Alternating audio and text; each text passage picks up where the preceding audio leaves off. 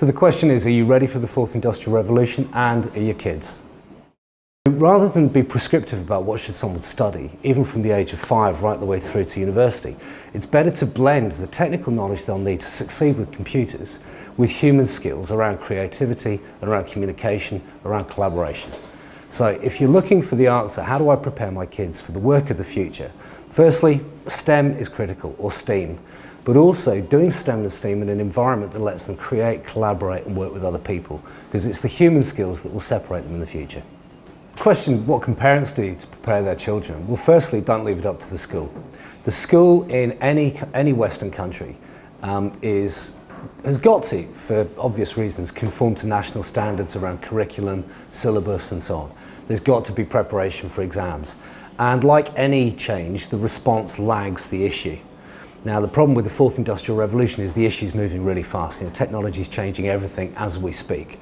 And as a result of that, education, given its complexity, given the political nature of a lot of the decisions, it takes the education system a long time to catch up. So the question is, do you want to wait until the school has figured out how to teach for the fourth industrial revolution, or do you want to do something yourself to drive some sort of result?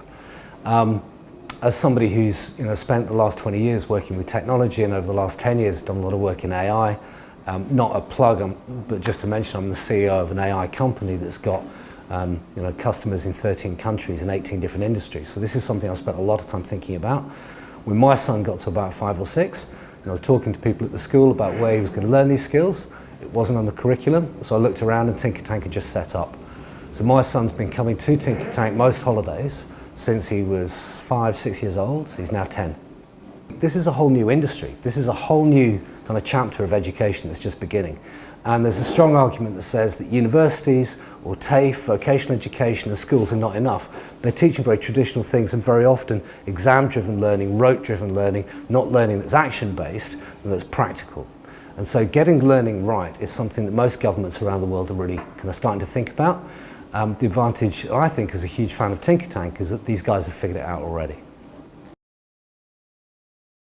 So Ollie comes here to do battle bots with his friends, to make 3D printed things, to learn about coding. He made a video of a stop motion video of this kind of epic Lego battle that he planned. And the variety of the technologies that he's experienced have been huge. But I think also the variety of the people he's interacted with, the coaching he gets from the mentors, the very practical skills that he comes home with.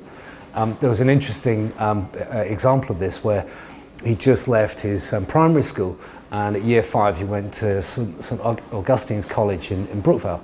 And during the course of the interview with the principal asked him about, are you interested in technology? And Ollie said yes.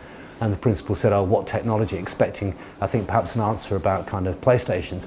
And Ollie said, oh, well, I made these 3D printed things and I coded this. And the principal's eyebrows just went up and up and up. And afterwards, on the way out, he said, where's TinkerTank? Tell me a bit more about it.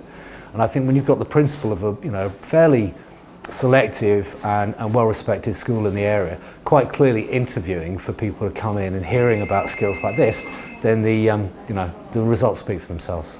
I'm no financial advisor, so take this with a pinch of salt, but I think the economics and the macro level speak for themselves. We know that universities, schools, vocational education, the departments of education are not to be too critical, but they are behind the 8 ball on this. We can see the changes coming, and we know there's going to be increasing demand for new skills, for new abilities for kids and adults to have when it comes to using technology in a very applied way.